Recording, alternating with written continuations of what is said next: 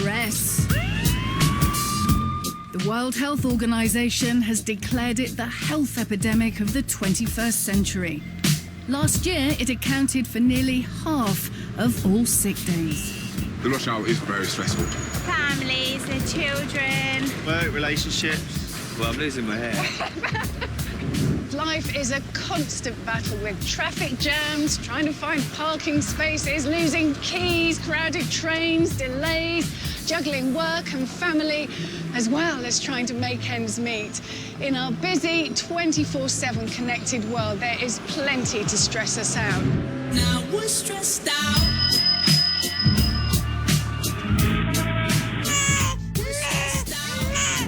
In this programme, we're going to find out exactly what presses our stress buttons. What's going on here? Look, you can't come out like that.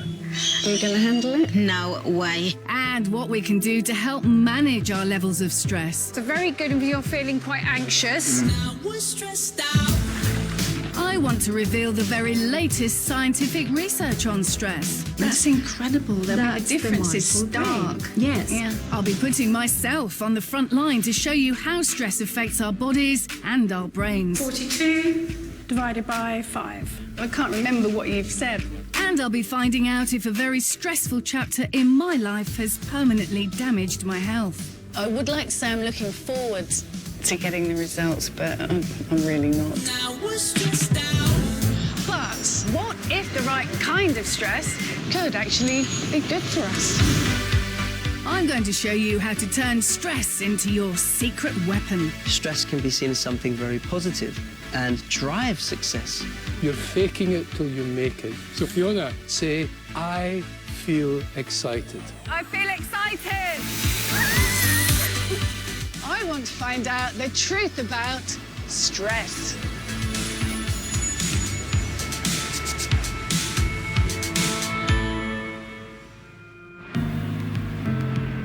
There's a silent plague we all need to guard against. It's linked to a number of serious health issues: anxiety, depression, cancer, and heart problems, costing the economy billions of pounds.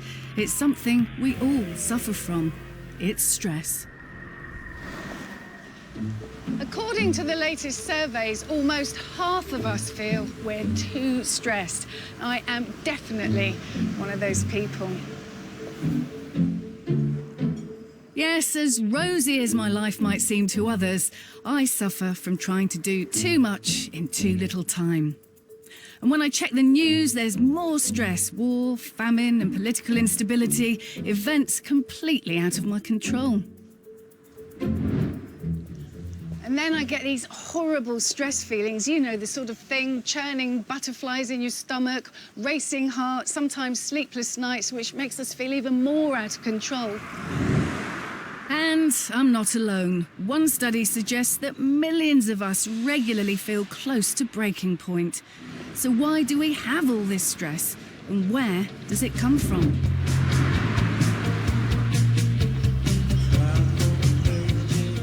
To discover the origins of stress, I've come to this zoo near Birmingham to get up close and personal with our primal past. I'm being joined by 3 stressed-out volunteers.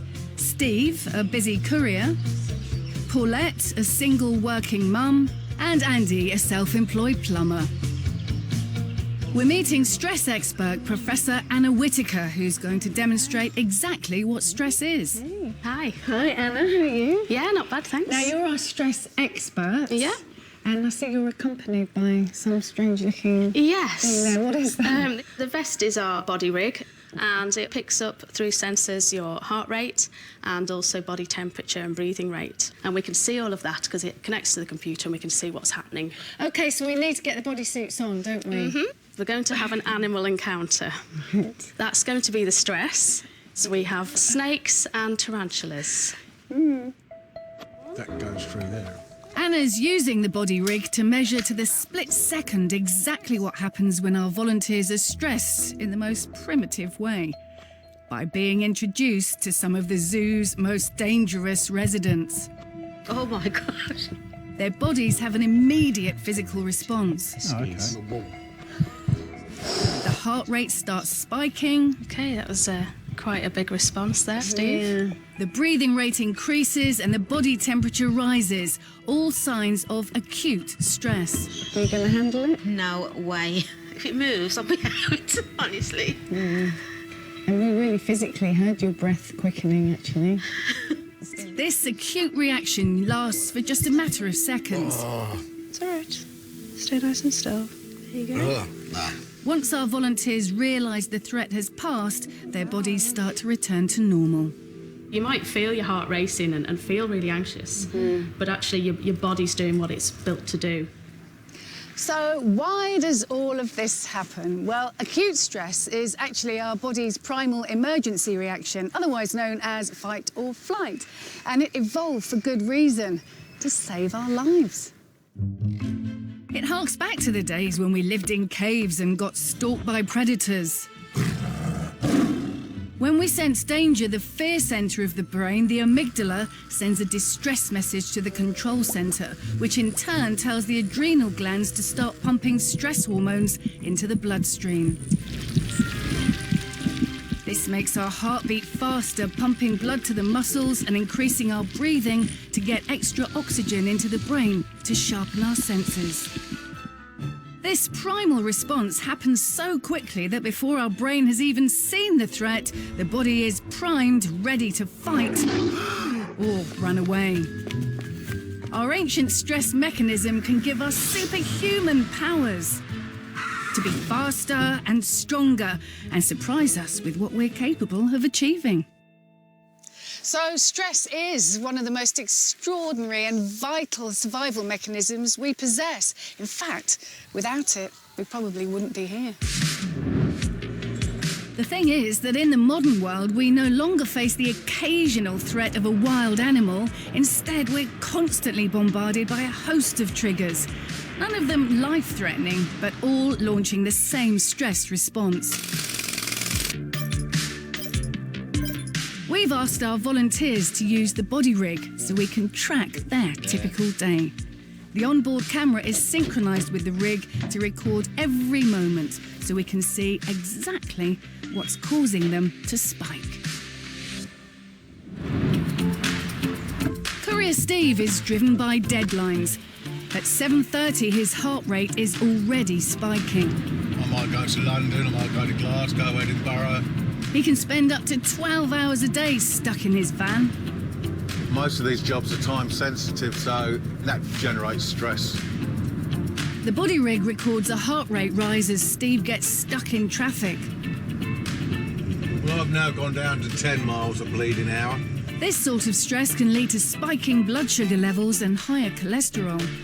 Where does he think he's going? What's going on here? Look, you can't come out like that.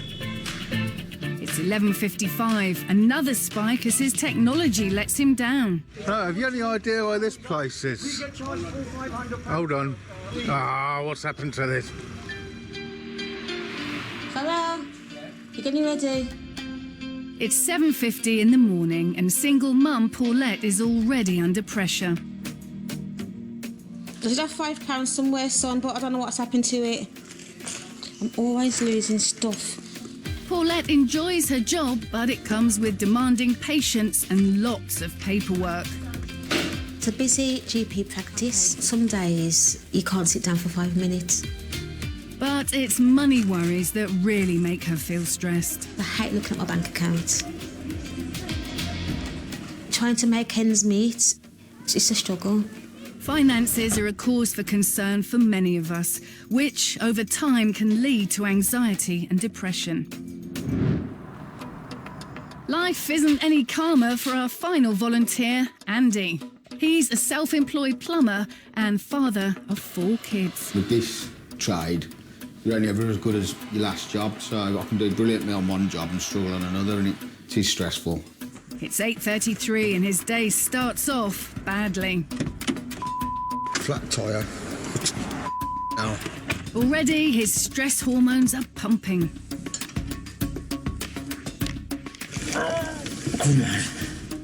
Like many of us, Andy's mobile is a blessing and a curse. Hello? Hello? All right, mate.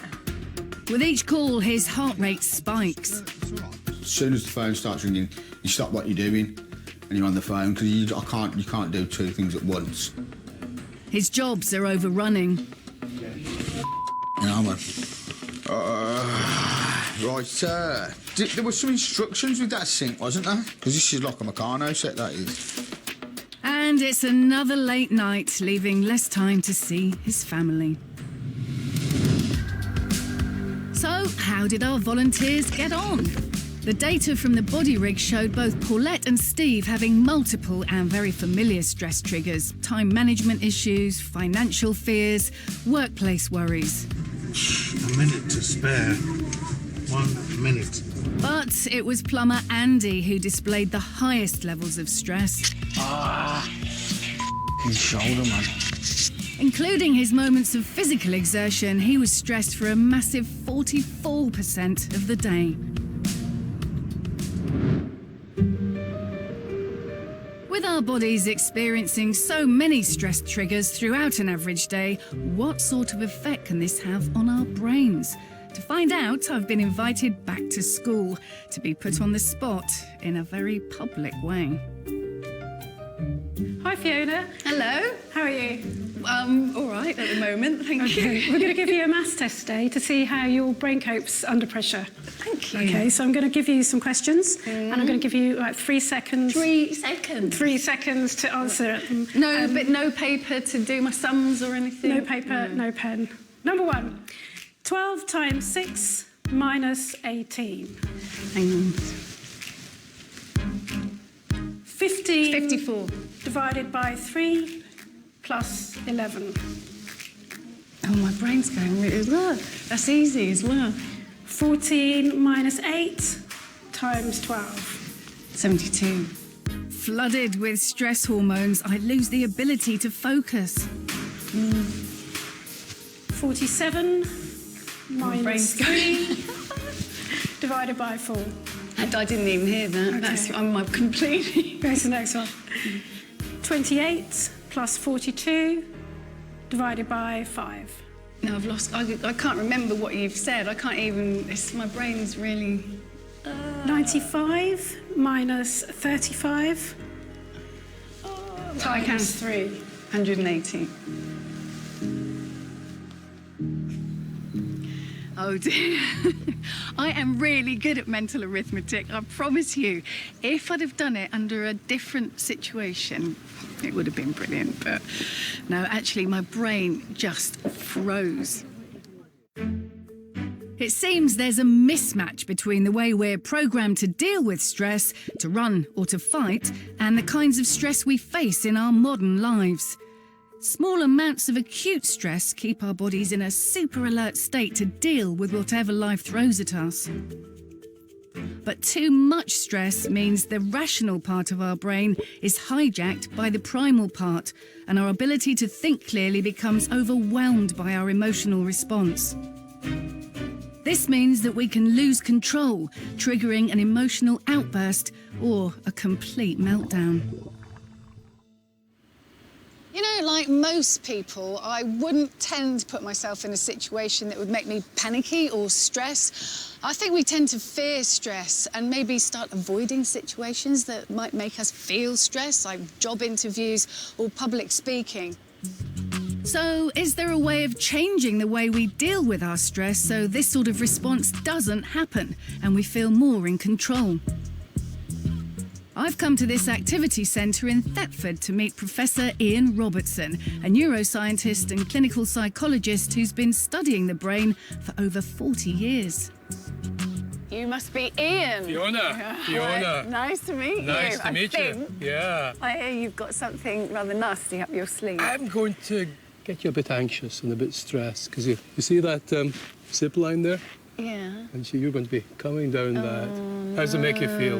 Well, that's literally just made my stomach lurch. Yeah. Are you a bit nervous? Yeah, and I can feel my heart. The heart's going. It was that zip wire word that sweaty. did it. Yeah. It's very high, 30 metres. Thank you. Yeah. So have you got ways of me coping with I've got a way you can do this, that you can master this. So will we go up? If we have try to. it? Yeah. If we have to. Let's do it. Right, If you hold on to here. Okay. Are you sure this is going to keep me in? This is going to keep you nice and safe. The technique that Ian wants me to try is based on the idea of being able to change my perception of the threat from negative to positive. I don't understand how people pay to do this. I really do. I just think if you've got a nice life, why ruin it? All right, you're good to go. So, Fiona. What do you want? Fiona, look at you now. You're going Yes, look at me to now. be hanging from this, okay? Thank you. Okay, beating heart, twisting stomach, dry mouth, sweaty skin. What are these symptoms of? Stress, I guess. No. Acute stress? No? No. Yeah. But also symptoms of excitement. Are they? Of excitement. The same, Really? our emotions, excitement, anxiety, anger, they're all the same bodily symptoms. Ah, so you true. can perform magic. You can change these from one emotion, Okay, from anxiety. into excitement, Okay. just by writing that little line of code in your mind, saying, so stand up straight, power pose, the Superman pose, Okay. and say, I feel excited. But I don't, Ian. No, okay. Tell yourself. I feel excited. Okay? Yeah, I feel excited. You do. I really feel And when you stand up excited. straight like that, you're faking it till you make it. You're making your brain, Okay. tricking your brain into creating a different emotion. So, Okay. so I feel excited. Say it once more. I feel excited. Great. You're going to go up there. Head for it. Okay. Oh, gosh. Even this bit I really don't like. Oh, my God. Ian's method relies on the fact that as far as our body is concerned, anxiety and excitement are the mirror image of one another. Oh, I really don't want to do this. Oh. I can feel my stomach lurching. I'm going to attach myself. My legs are going behind limp. you. They both make our hearts race and we breathe faster. The difference is all in the mind. So, according to Ian, this means it's possible to control your anxiety with 3 simple words. Okay, I feel excited.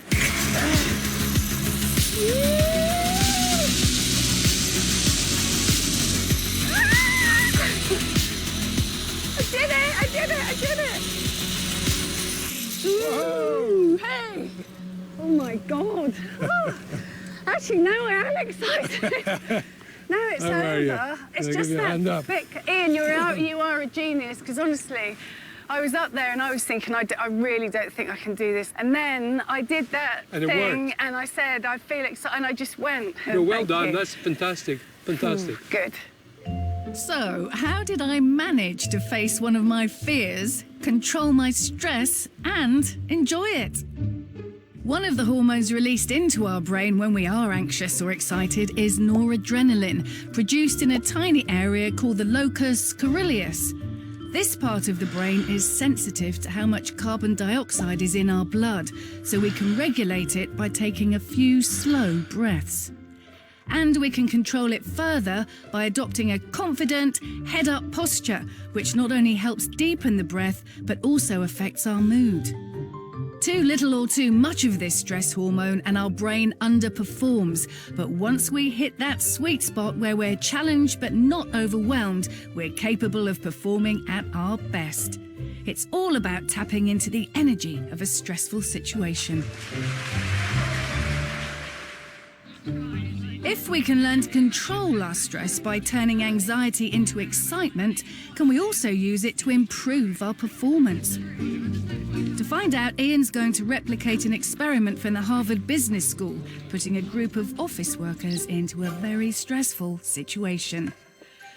Well, hello everyone. Thank you so much for coming, giving up your time, because I know you all work in pretty stressful jobs. And I think we might have something to help you out. This is Professor Ian Robertson. Hello. And you have something up your sleeve, don't you? Yeah, we're going to make you very stressed performing karaoke. But we're going to break you into 2 groups. And I'm going to give 2 different strategies to the 2 groups. I hate karaoke. That would make me really stressed. When we're feeling anxious, our instinctive approach is to try to de-stress and calm down, and that's what one of our groups is going to do. And I want you to try and just relax yourself. So I want you to say out loud now, I feel calm. I feel calm. The other group is going to try Ian's technique of tricking their brains into turning their anxiety into feeling excited. I want you to say, I am excited. Okay? Say to me now. Okay, I am excited.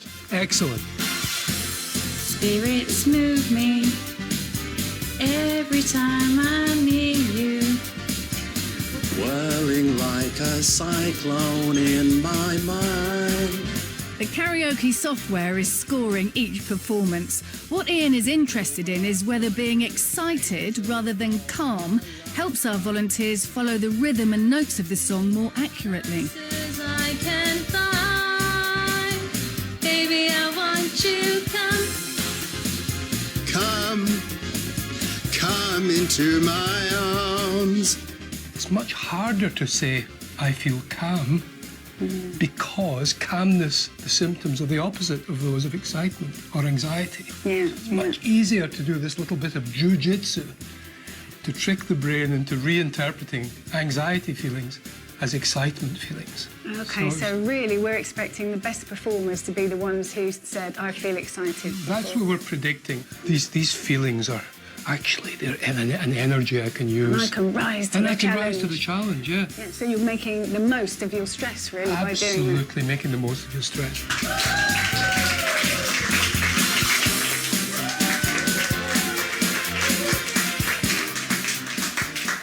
So, Ian, the results are in. I Am Excited group, their karaoke score was 5780, whereas the control group were 5650. So we got better performance. The median score for the people that said, I feel excited before they performed. So the next time you're heading into a big meeting or have to face a difficult situation, don't try and get rid of those anxious feelings. Instead, turn them into excitement, and it might help you do even better. Harnessing stress to your advantage can be key to feeling less anxious. Successful athletes, performers, and business people do this all the time. But how do they optimise their stress to turn out world-class performances?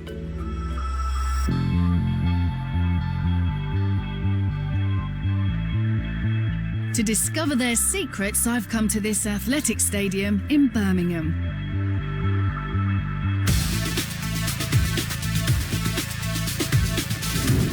On the track is Ellie Stevens, a middle-distance athlete. After being unable to compete through illness and injury, she lost confidence in herself and stress hampered her performance. That's when she called in sports psychologist Tom Bates. So, Tom, when Ellie first came to you and you first met her, what sort of state was she in? Well, she was just in quite a stressed state because there were some challenges that she was going through which were essentially preventing her, blocking her from doing what she loved. And so my job with Ellie was to help her to realise that she can go on to achieve what she aspires to achieve. Tom's taught Ellie to think about her stress in a more positive way. It's such a key phrase now, isn't it? I'm stressed out, I'm really stressed. You hear people say that all the time. And what you think, you will become. Absolutely, yeah. Okay. We can't exceed our own self-image. And the way that we see ourselves becomes our reality. If I expect that it's going to be a hassle today for me at work, if I expect there's going to be lots of pressure, if I expect to get stressed every time I get in that traffic jam, and I can't cope with that, then I'll live out my expectations. Over the last few months, Ellie's performance has improved dramatically. Tom believes that by changing our perception of stress, we can all perform at our peak. You know, elite athletes performing at the highest level don't perform in the absence of stress. They have learned ways to reframe and use stress as a sign that their bodies are getting ready to perform when their best is needed. It's not possible to be able to control what the crowd think or what the TV pundits are saying about us. You know, we can't always control the situations that we find ourselves in, but we can always control our response. Mindset defines performance. Stress can be seen as something very positive, and stress can drive success instead of becoming a hindrance, and it's all to do with the way that we see it. Well, I've learned a loud, clear lesson about stress today. It's the way we use it that matters. It can mean the difference between a bad performance, say, and a gold medal, or an A in your maths exam, or a D. Stress can be a really empowering tool. It's down to us. It can empower us as long as we learn to use it properly.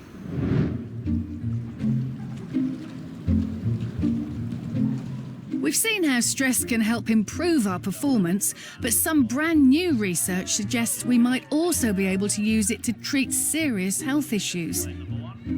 It's all to do with using our reserves of something called brown fat. I've come to the Big Chill Swim in the Lake District to meet Professor Michael Simons to find out about this extraordinary new research. Michael, brown fat. It sounds horrible. What is it? Well, brown fat is, I suppose it gets a bad press because it's called fat. And brown. And brown, but actually it's a really good fat. Without it, I doubt if you and I would be here, because brown fat is switched on when you're first born. Yeah. And it's switched on then because it has a unique capacity to produce really large amounts of heat. And just to put it in context, if you compare, say, 1 gram of brown fat with 1 gram of muscle or 1 gram of white fat, it can produce 300 times more heat.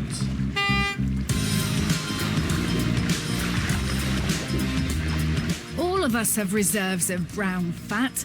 Michael's theory is that when we're stressed, the brown fat is activated, which in turn burns calories. And what better way to stress the body than jumping into a lake of freezing water? Using a thermal imaging camera, Michael scanned the bodies of the swimmers before they took the plunge. Our swimmers are there. That's it. In freezing temperatures. So what's going to be going on with their brown fat?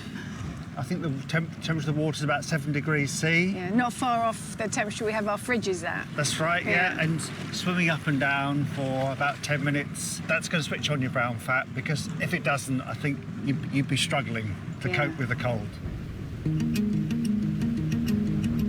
Now the thermal imaging camera is used to look at the heat produced by the swimmers' bodies after they've been subjected to the short, sharp stress of the cold water.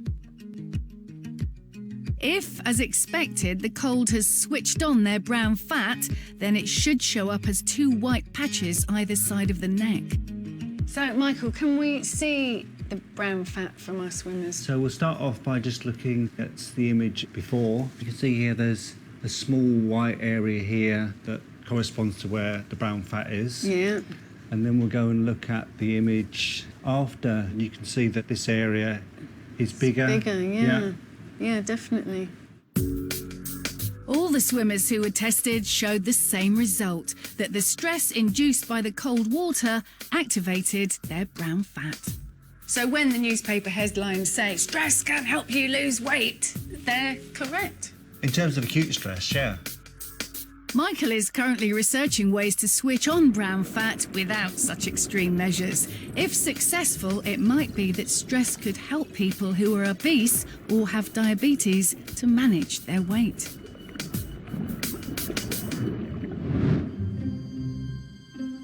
So, acute stress can be invigorating and sharpen our performance. But when we're permanently stressed, it not only causes uncomfortable physical and mental sensations, but it can tip over into the real killer, chronic stress. Acute stress now and then is fairly normal. But when we're constantly stressed, it can lead to the overproduction of cortisol. Also known as the steroid hormone, cortisol has an effect on our blood sugar levels to give us more energy. When we're chronically stressed, our cortisol tap is turned on all the time. And this can have a serious effect on our health. It weakens parts of our immune system, making us more vulnerable to disease. It increases our blood pressure, which puts a strain on our arteries, and that can lead to heart disease. And it's been linked to serious mental health issues, such as anxiety and depression.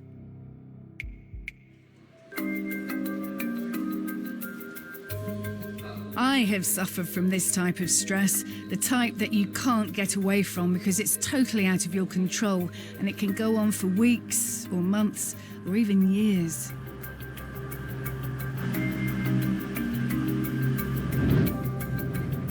I remember a period in my life where I went up into my office, sat at my computer screen, and literally sort of rocked back and forth because everything had become too much. I was getting up at sort of 3:30 in the morning for breakfast television. I had two very small boys. One was a baby, one a toddler, and also my mum and dad were within couple of years of each other diagnosed with early onset Alzheimer's, and I was trying to care for them at a distance and look after their children and keep my job going and sometimes speak to my husband. I wouldn't be surprised at the impact that all that stress in the past has had on me. To find out if my long-term health has been damaged, I'm having a sample of my blood taken for analysis. It's going to be a sharp scratch, yeah? Okay. You okay? It'll be sent to Newcastle University's Institute of Aging, where they'll examine my white blood cells. I'll be getting the results in a couple of weeks. Lots of stress, as we all know, can often lead to bad lifestyle habits, which can further damage our health. Like many of us, what I reach for may be doing me more harm than good in the long term. First of all, chocolate. Yeah. Chocolate, definitely. A Scotch egg. A Scotch egg. My favourite. And then I'll go for a burger or French fries. We've got a bag full of hot and spicy chicken wings. The milkshake, definitely. When we're feeling stressed out, lots of us comfort eat. We eat not because we're hungry, but to boost our mood. The problem with most comfort foods is they tend to be packed full of sugar and fat. That is so tempting. Not good for your health, though, never mind your waistline. So why is it, I wonder, that we tend to crave sweet, fatty foods when we're feeling stressed out? To tackle this question, we're going to do an experiment involving one of the most stressful hobbies in the UK, being a football fan.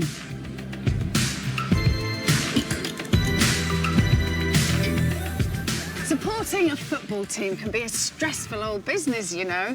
I'm a Chelsea fan, and even if we're winning, there's a lot of stress involved over disputed penalties, corners, fouls, or, of course, if the other side wins. So I'm on my way to meet a scientist who's been using the emotional highs and lows of sports fans to research how that can affect how we taste our food.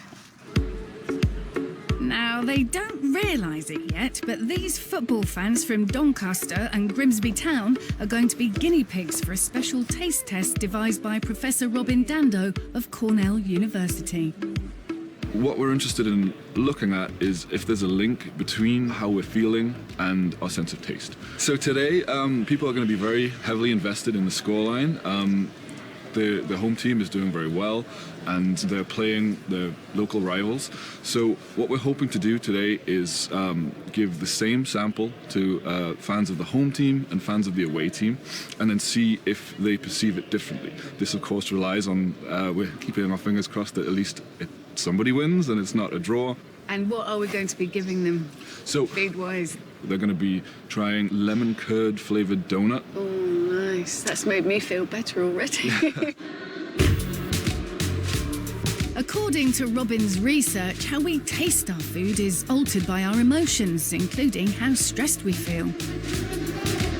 What we're interested in is what effect stress actually has on how food tastes, and whether this explains why we choose certain types of comfort food. At the end of the match, Robin's plan is to carry out a taste test with both sets of fans. What we're expecting is that the fans whose team have lost will be more stressed out.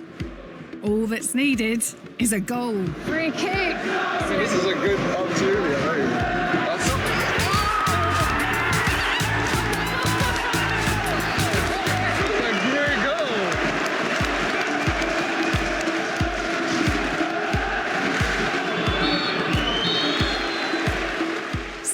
Will the fans from the losing side taste Robin's donuts differently to those on the winning side?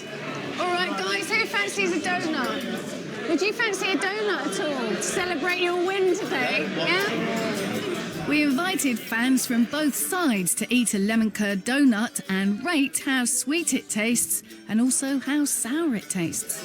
Yeah, and you're a Rovers fan, I can tell. Yeah, there you go. Yeah. Guys, sorry, you're on the losing side. Do you want a donut, yeah? Yeah, have a donut. We then asked the fans how stressed they feel. So, what were the results? This is to help you get over your sad defeat today. The fans on the losing side rated the donuts as tasting more sour and, crucially, less sweet than the winning side, who literally experienced the sweet taste of victory.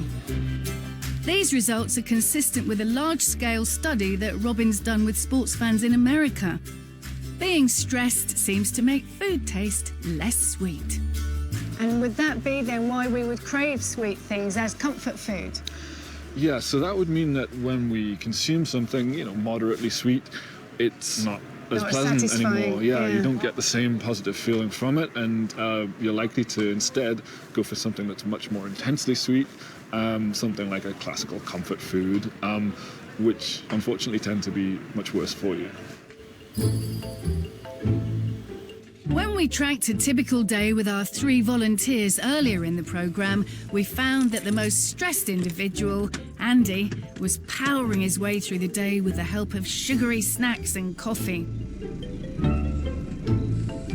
When we tested his levels of cortisol, the damaging stress hormone, they indicated that he was starting to show signs of chronic stress. Work is the main trigger for Andy, so it's difficult for him to escape that pressure. But he can make some simple lifestyle changes to stop his stress levels spiking unnecessarily throughout the day.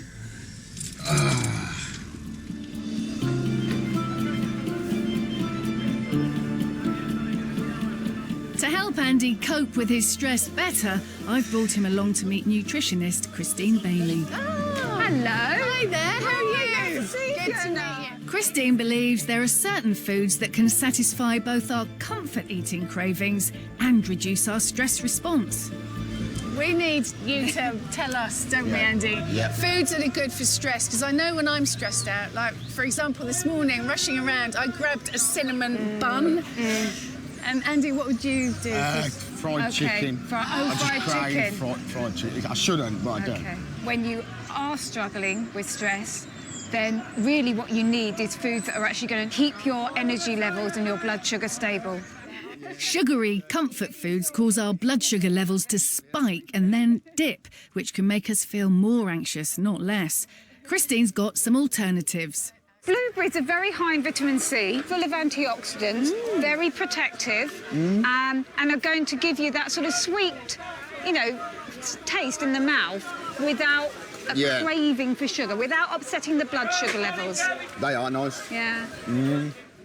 But what about snacks that help alleviate some of the symptoms of stress, that help to dial down the amount of cortisol our bodies are releasing? So we've got pumpkin seeds, almonds, walnuts. All of them very good source of protein, so they're going to help stabilise your blood sugar.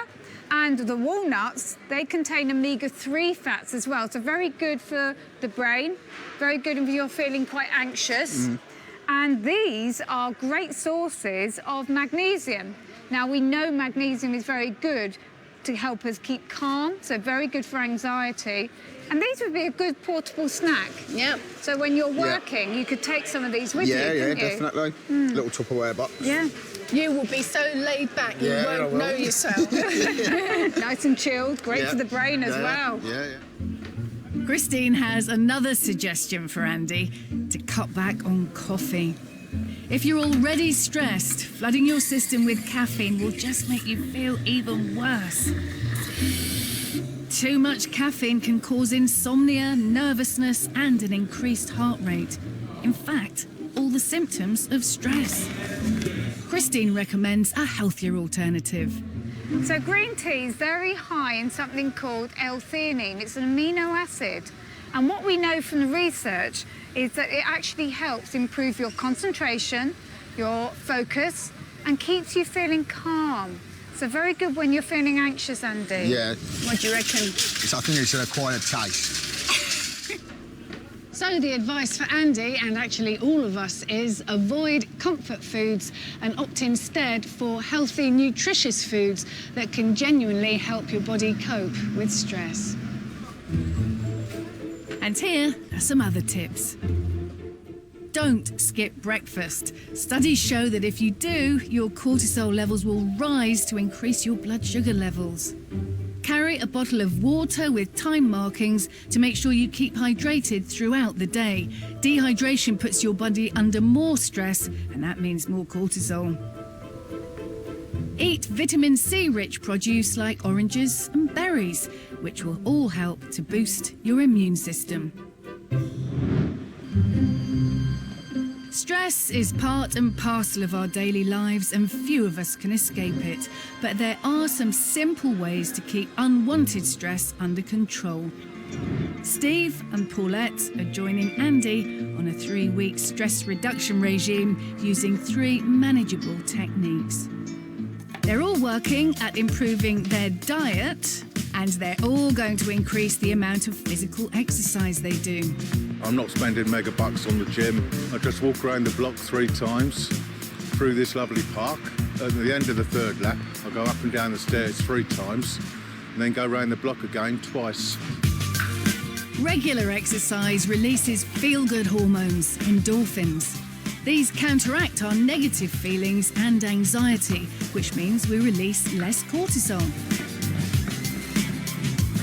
Like Steve says, you don't have to spend money or take up marathon running.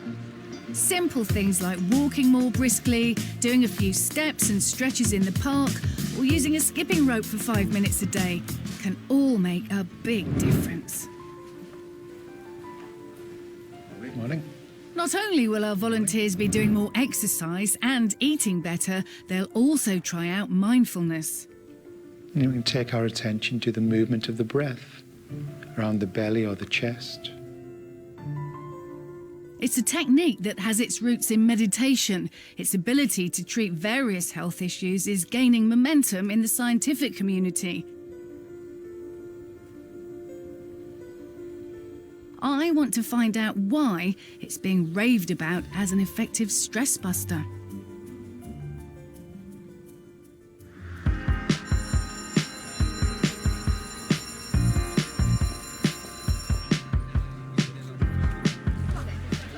These days, it's not just adults that complain about stress. Increasingly, youngsters are affected by it too.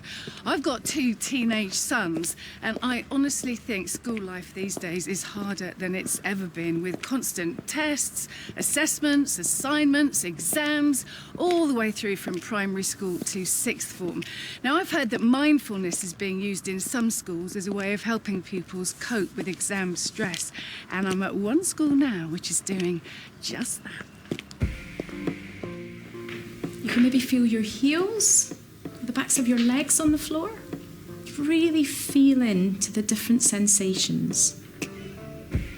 And when you breathe out, I want you almost to imagine, as best you can, as though any stress is just now melting away down onto the floor.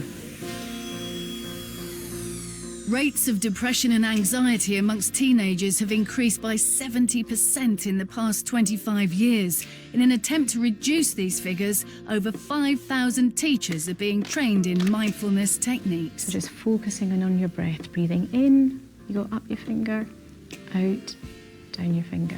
Well, mindfulness is a technique really that helps you anchor your attention on the present moment. It's amazing how much time we spend either reminiscing about the past or racing forward to the future. And both of those two things can cause stress. And that's what we're trying to avoid, or we're trying to kind of duck under. So mindfulness is all about paying attention to the present moment on purpose, so we're making an effort to do it, and without judgment. How are your toes moving? Being a teenager has always been a tricky time, but what's changed is the fast-paced environment we now live in and the strains of living your life on social media. Now, girls, how do you think mindfulness helps? Well, I tend to procrastinate a lot when I'm doing homework or revision, and mindfulness really helps me to focus in, so I'm not thinking about what I'm going to do tomorrow or what happened today. So you can really stay in the moment and focus? Yeah. I found that doing sit-down practices before revising really helped me absorb more information. And what sort of sit-down practices would you do? I would sit down and I would just think about like how my back feels, how my legs feel, how my hands feel, and then that really helped me focus in on myself so I could absorb everything that I needed to for the exams.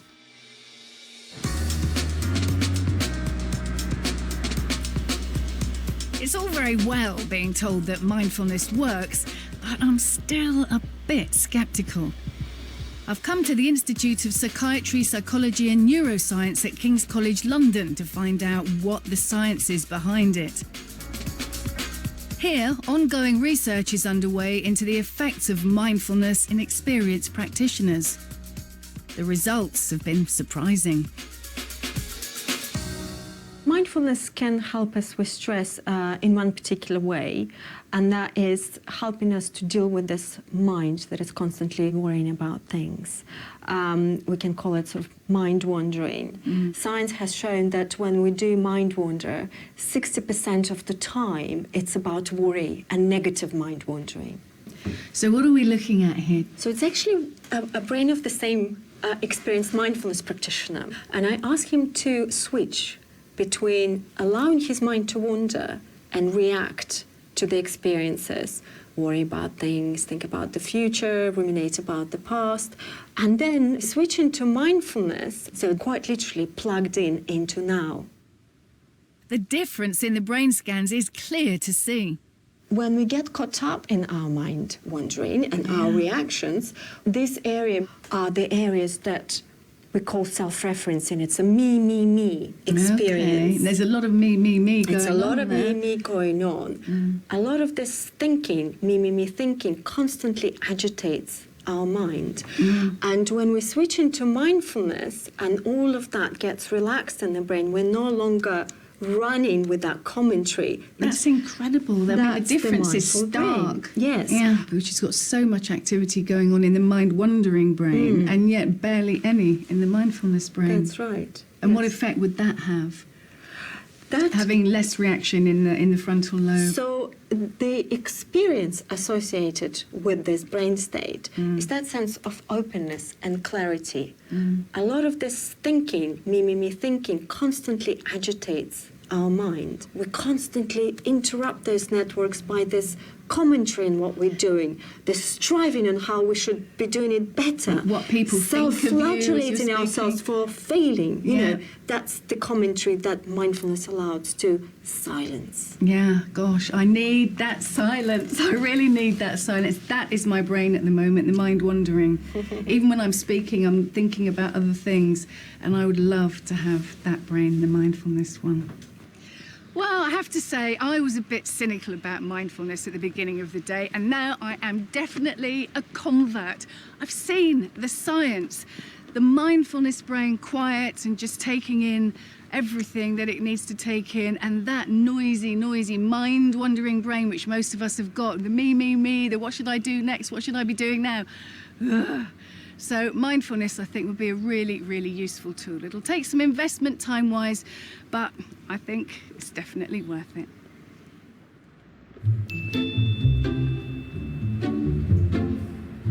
But having said that, mindfulness isn't the be-all and end-all. If you have teenagers, there are other ways of dealing with exam stress. There are lots of things students, and indeed parents, can try.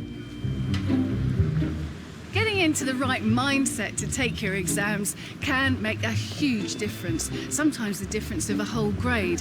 So to help students get into the right frame of mind, we've gathered together some brilliant advice from young people who took their exams last year. They're a varied bunch with problems varying from parental pressure to anxiety and a fear of planning and organising. All the information, if you want it, is at BBC Bitesize. It's been 6 weeks since we tested our volunteers' responses to stress. And although their stress triggers have stayed much the same, they're hoping that some of the techniques they've been trying to help them cope better with stress have worked.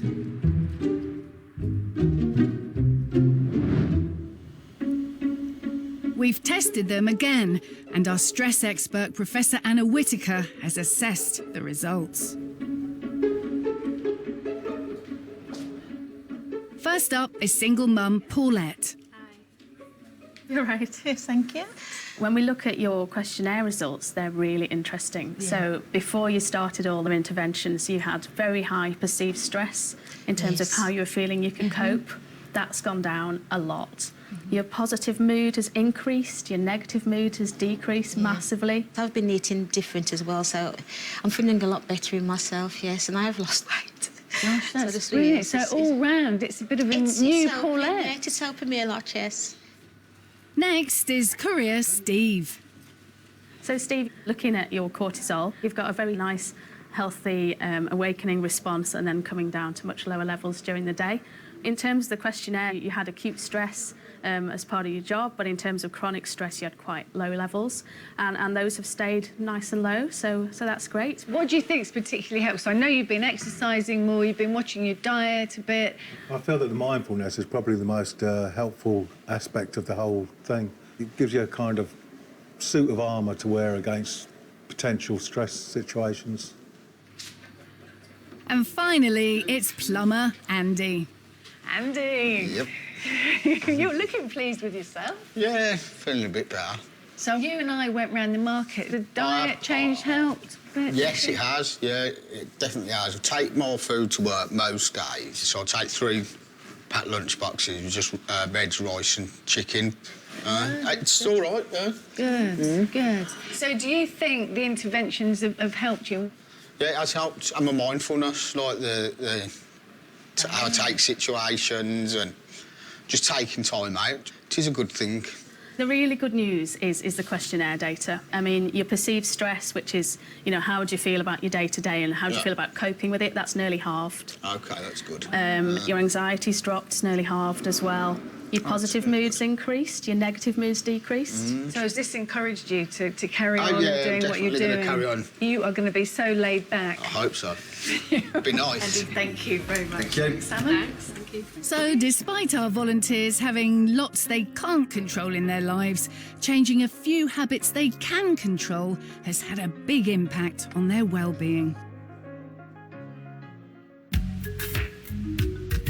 The volunteers' results are encouraging, but I've been worrying about the effect that stress has had on my body. A couple of weeks ago, I had a blood sample taken, and scientists here at Newcastle University's Institute of Ageing have been busy working away, looking at my white blood cells to see if stress has taken its toll. I'm not looking forward to finding out the results. We often blame stress for making us visibly age faster, giving us wrinkles and making our hair go grey. But Professor Thomas von Slinke studies how stress ages us on the inside, how it can actually affect our DNA. We've measured the length of your telomeres. What telomeres? Telomeres are the ends of your chromosomes. So assume that's a chromosome. And on that, there's all your building plans and maintenance plans for your bodies written on that. And telomeres cap the ends like this nice plastic cap does here. So it doesn't dribble off. And you can actually show that. Okay. You can look in the microscope. So the blue guys are the chromosomes. The red dots is the telomeres. And if you look at that, each chromosome end has one red dot sitting on it. Just like the plastic tips on shoelaces, telomeres have the job of protecting the ends of our chromosomes. But chronic stress that's sustained over a long period of time, can damage them. I would like to say I'm looking forward to getting the results, but I'm really not. Let's have a look and see. Thomas has measured the length of my telomeres to see how I compare for my age. So here on the left is the people with the very short telomeres. Here on the right is the people with the very long telomeres. Now let's see where you are. There you are. Okay. That is your telomere length. Actually, that's So you're not that as bad as I thought it would be. I thought I'd be well to the left. No, you're clearly better than average. Hey, better than telomere. average? Yes. I feel like doing a dance. I won't do that, Thomas. Please dance, but... Oh, gosh. I'm really surprised at that because I wander around every day with my stomach lurching. I'm always dashing from one place to another. I'm trying to cram things in. I've got teenagers with all the stress that brings. If I make a guess, I would say you might be reasonably well in dealing with stress. So you don't let it overwhelm you. So it's about managing it. It's about managing it and balancing it, yes. According to Thomas, the state of my telomeres indicates that through eating well, exercising and changing my work-life balance, I haven't caused any long-term damage to my health. And that is a big relief. So, at the end of all this, I now know why we have an acute stress reaction and how it's designed to protect us. Oh my gosh. Why we reach for sugary snacks when we're stressed and what foods would actually be better for us. Full of antioxidants, very protective. And that some stress might not be so bad after all. In fact, it could have potential health benefits. I've also found out how to control and harness stress to my advantage. I feel excited.